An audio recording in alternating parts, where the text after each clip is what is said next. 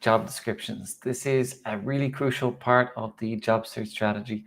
A lot of people leave out because they feel they don't need to. And maybe they feel that if the right job comes up, they'll just see it. But what I find is often people are intimidated. Often job hunters are intimidated or put off or scared or made feel nervous by job descriptions because of the language, the terminology, the acronyms, all these sort of things that can be a little bit unnerving. So I wanted to talk about this briefly today in this video and explain a little bit about the way I think is the best to think about it. Also, when we do a tutorial, I'll go into it in more detail and look at some specific jobs and break them down. So that is the first point, to break down the jargon. So if you see like an acronym or a verb or let's say a phrase that you're not certain of, break it down into more simple language. I'll Google the acronym if you're not sure what it means. Like KPI means key performance indicator, which is just a way of seeing if what you're doing is working. A target is just another way of saying a goal or an objective, and so on and so forth. Return on investment is just saying whether or not what we do has an impact and whether we get that impact back more than we put in. So is the return greater than the investment? That's really what we're trying to figure out. So a lot of these terms can be intimidating, but breaking them down is a good way to kick off. Related to your experience. So if they're talking about creating a strategic plan, well, really all plans should be strategic. All plans should have a strategy behind them, should be thought out. So when have you created a plan that had a strategy? What were the steps you followed through? And is there anything you can align with in terms of what you did and what the job requires? So relate the job description to your experience and think through the examples a little bit. Check the verb to understand the action. Okay, so if you look at the first verb in each of the points of responsibilities on the job description, each verb will tell you exactly what you're supposed to do. So sometimes a verb will say, let's say, associate, or let's say assist with, or liaise with, or collaborate with. And instead of seeing those as helping words, like I'm going to assist somebody, I'm going to collaborate with them, I'm going to partner with them, I'm going to liaise with them or collaborate with them, we see the rest of the sentence, which is making it seem like we're doing everything. So let's say you're nervous about creating a strategic plan, but if the sentence actually says collaborate with team members and senior management to create a strategic plan, then isn't that a whole lot more achievable and more digestible than just doing it all yourself? So look at exactly what the verb says and make sure you interpret that correctly in line with understanding the overall sentence. Look up acronyms and research terminology. So it's good to Google it or watch videos about certain things, because often I find it's just another way of saying the thing that you already know. Some companies also use company-specific or internal acronyms, so you might need to figure out what they are.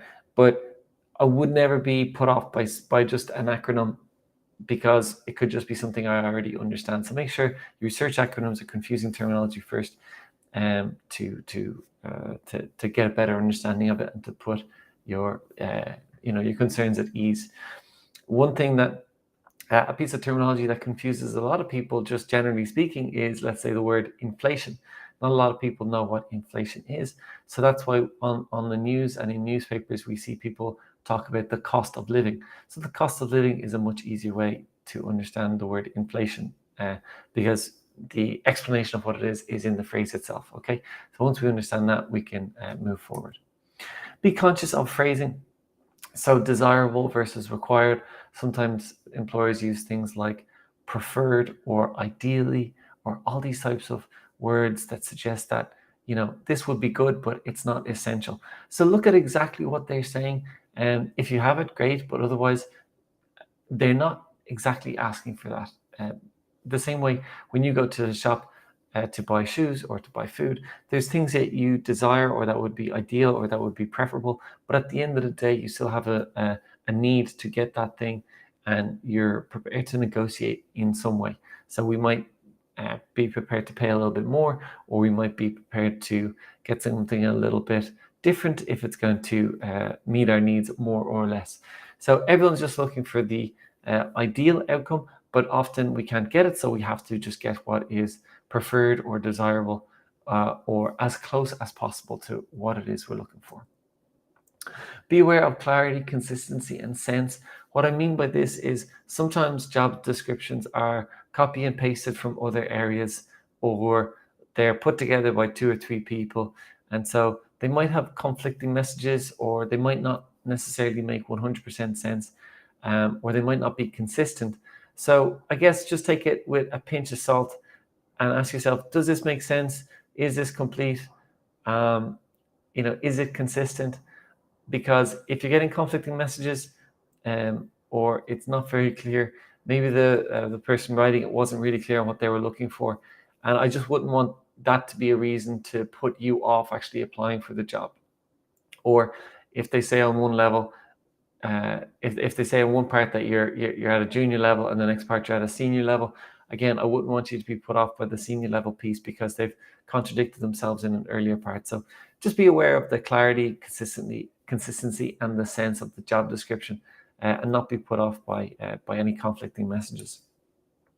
And then finally, let the professionals decide. One of the biggest mistakes I think people make when they're looking at job descriptions is they don't apply for the job because they decide that they're not suitable for the role, and they decide that they're not able to take on those responsibilities. They decide that they don't meet the requirements perfectly and that the company wouldn't be interested in them. Well, why not let the company decide? You can present yourself as best as possible. You can send in the best application you can, always being honest and authentic. And then after that, the company can decide if you're suitable for interviewing or not. But we don't need to decide for them. Remember, they are professionals. They are working in the organization, and they know exactly what they're looking for, or at least they should know what they're looking for. And it's nice to give them a chance to make that decision. And then at least you can meet them in an interview, or you can talk to them on the phone and get a better sense of each other and see if you'll be a good fit or a good match for working with each other. Okay, I hope that helps and gives you some food for thought. Thanks for watching.